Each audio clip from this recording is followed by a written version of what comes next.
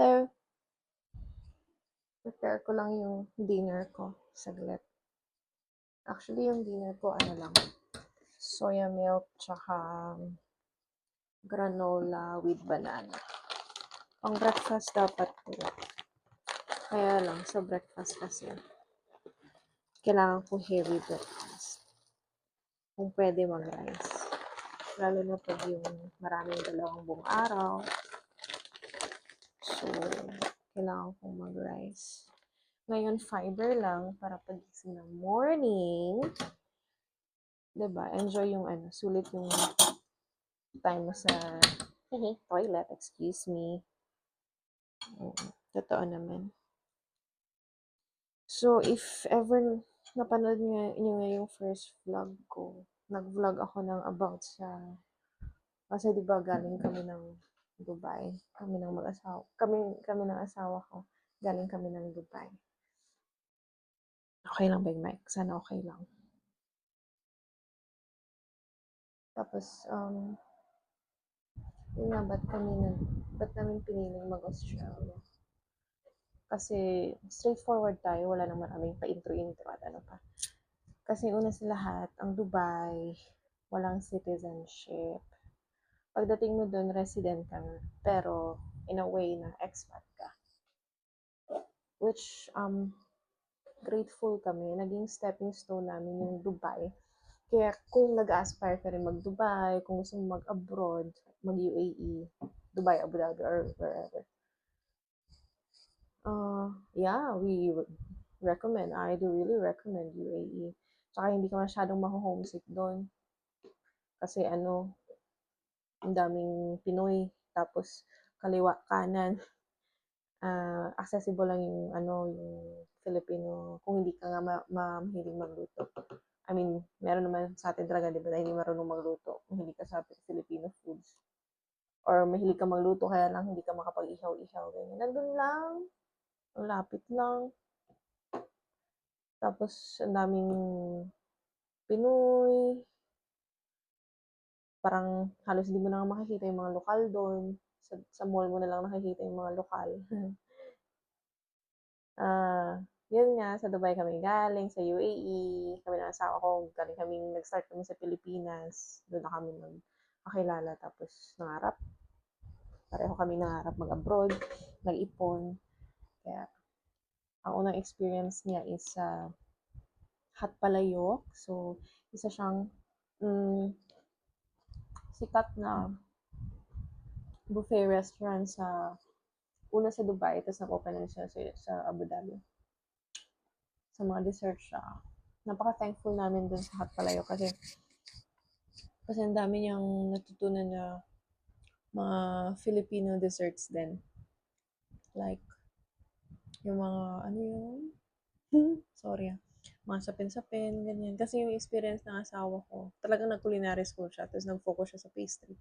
Yung mga cake, mga desserts, pero hindi siya na-expose sa Filipino dessert. So, Hot Palayok yung nagbigay sa kanya ng daan para matutunan niya yung mga Filipino desserts. Tapos ako naman, sumunod ako, nag-start ako sa abroad as a team member sa isang sikat na fast food chain. So, hindi ko in-imagine, no, galing ako naka-corporate attire ako sa hotel sa Pilipinas. Inisip ko pa na ang ganda-ganda ng trabaho ko. Okay yung service charge ko naman sa Pilipinas. Tapos, papasok ako na, parang dinowngrade ko ba sarili ko. Nag-fast food ako. Pero, sobrang grateful ko. Hanggang ngayon, hindi ko malilimutan na nag-enjoy ako sa trabaho kong yun. Tsaka, nandun yung mga katulad ko na kahit hirap na sa buhay, laban pa rin. Alam mo yung yung nakikita niyo sa mga KMJS, yung mga bina-vlog sa Dubai, yung mga partition ba, naranasan ko yun. Naranasan ko yun sa isang kwarto. Although malaki naman yung kwarto. Malaki naman yung kwarto, nasa may pinakamataas na floor kami. Naalala ko sa I think 18th floor kami nun. Pinakamataas na yun na floor na kinuha ng company para sa aming mga babae. Pero sa isang flat, isang apartment, may 3 bedroom. Doon ako sa bedroom na marami kami. Kasi nga, bago kami magkakasama, paglapag ng Dubai, kami-kami na magkasama. So, nag-decide kami na magsama-sama kami sa kwarto.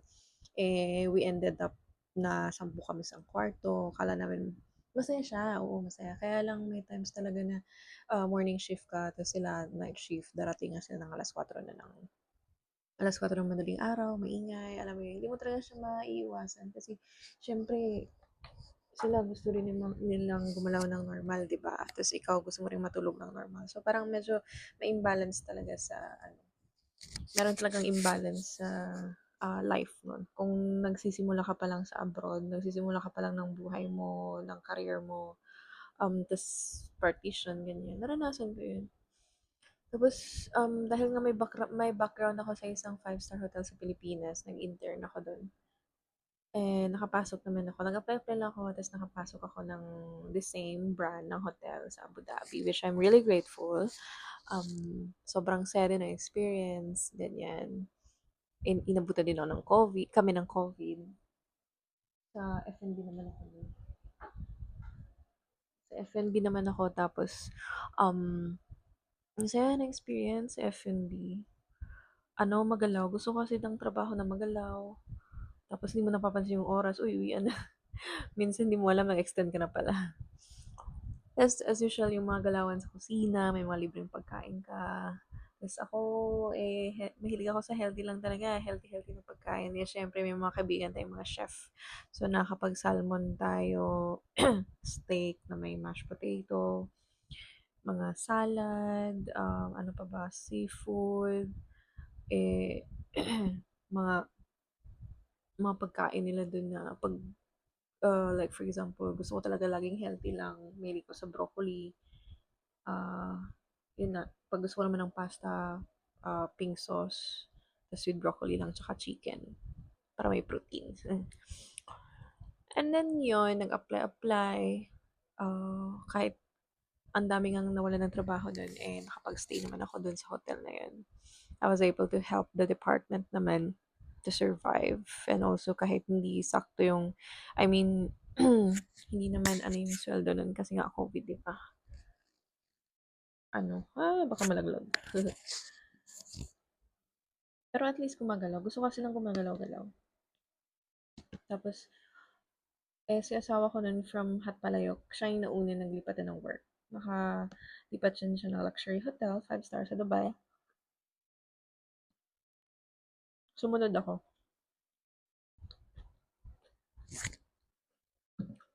The same hotel. Just napakasal na kami.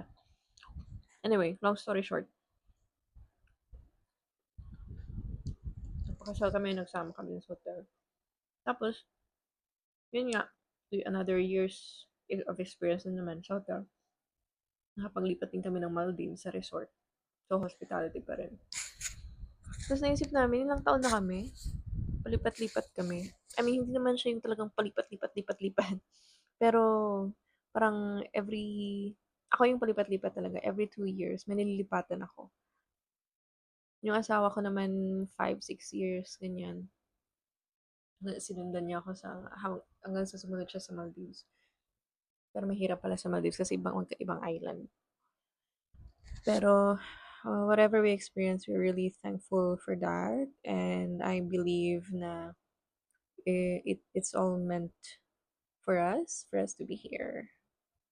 We're really grateful and thankful for that. And we're hoping na we'll remain strong and stronger faith kay God para tuloy-tuloy pa rin sa laban, lakas ang loob, ganyan, and walang takot. At saka, yun nga, so, ba't kami nag-Australia? Naisip namin, hanggang kailan?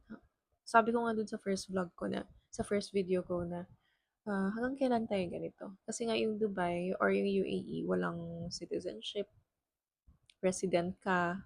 However, yung benefits are good. Good din. Merong gratuity. May nauwi kang gratuity. Kaya lang, yun nga hanggang kailan, mag-asawa na kami, wala pa kaming anak, gusto namin may future din yung mga anak namin. Tapos mahilig kasi kami makinig ng balita ng asawa ko. So every time nakakain kami, whether breakfast, lunch, or dinner, kung kailan kami magkasabay ng day off, kaya mahilig kami manood ng news sa Pilipinas. of course, as usual, yung mga news naman, hindi always good. So, it's always about the economy of the Philippines. Eh, iniisip namin yung magiging future ng magiging anak namin. We don't want our children to be suffering. Um, I mean, yung maranasan nila yung gaano kahirap ang Pilipinas nun. Tapos, at the same time, naghihirap din kami. Yung parang hindi patas ang laban. Na nagbabayad kami ng sakto mga buwis. Lahat-lahat na, ganyan.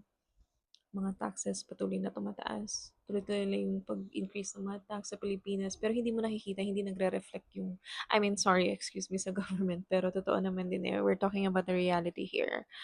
Um, Parang hindi mo nakikita saan napupunta yung taxes mo, which I don't think my future children deserve that.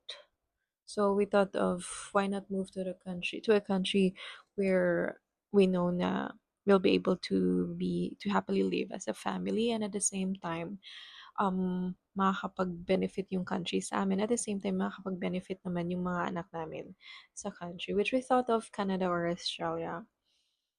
So we did the research, a lot of research, and number one is education and the healthcare are top notch. So hindi siya yung parang Pilipinas nga may pag-ibig ka ganyan or PhilHealth. However, hindi siya as um strong benefits as what Australia or Canada is having for the residents and the citizens. So we thought of, guys, sorry pala pag nag-English ako minsan kasi parang nasanay na rin ako sa trabaho ko, sa office job ko nun sa hotel. I've been speaking, or mga kausap ko is mga guests na talagang from Europe or US or Russians or wherever in the world. So, all the time I have been speaking English, tapos ngayon international student po ako. So, medyo nasanay na rin po ako sa pag-English. So, bear with me.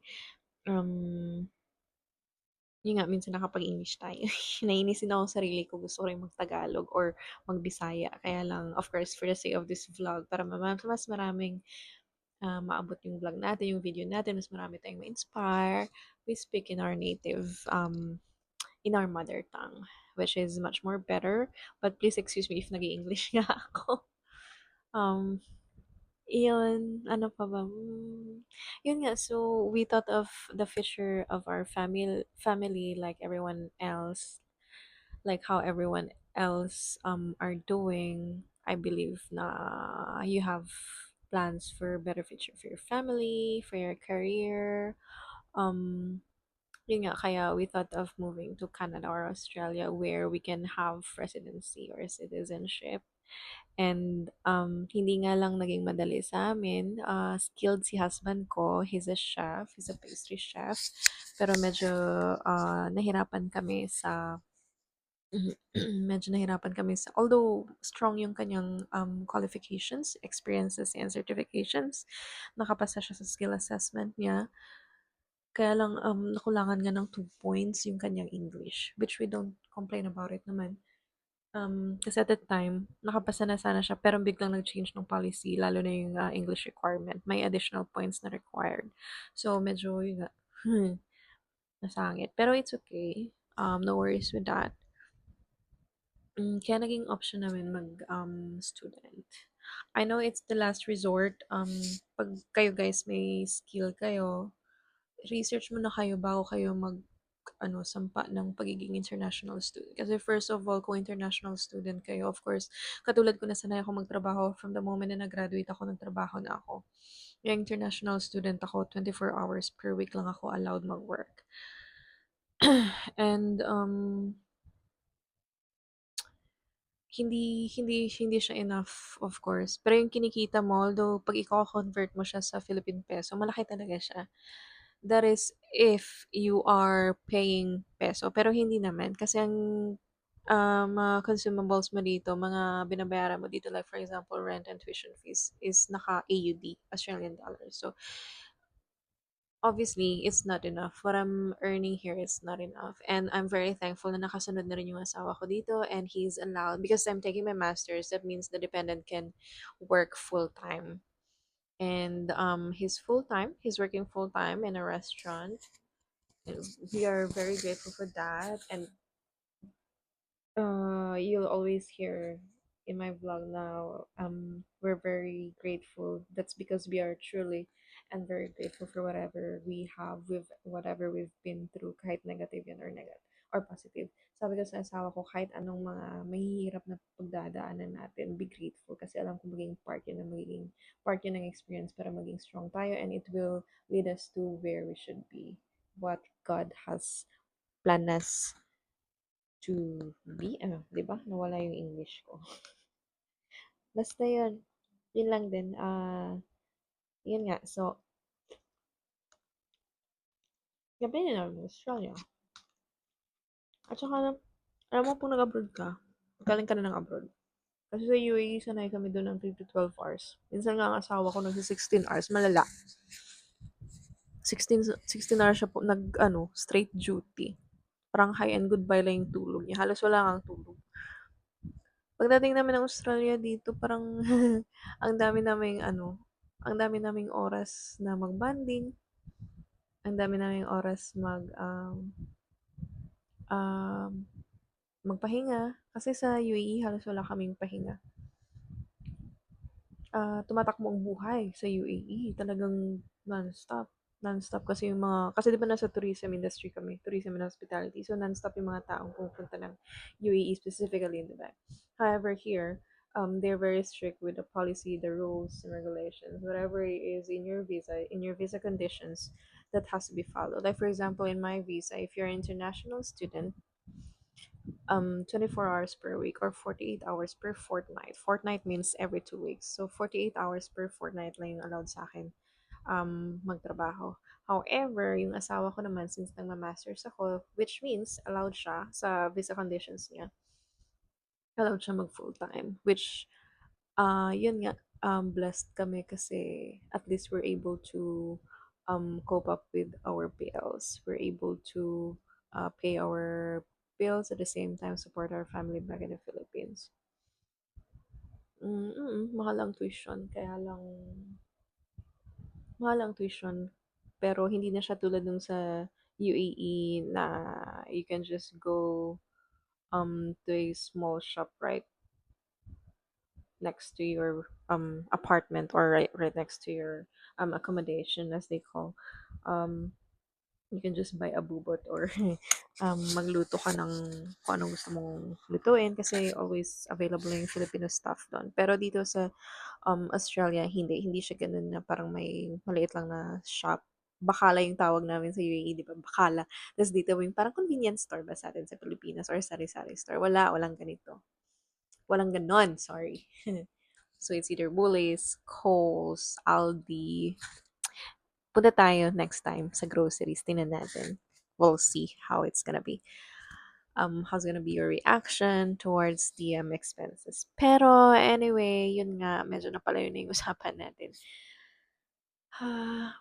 Always for the future, yung goal namin ng asawa ko, kaya kami nag-Australia para sa maging future ng magiging anak namin, not just for us.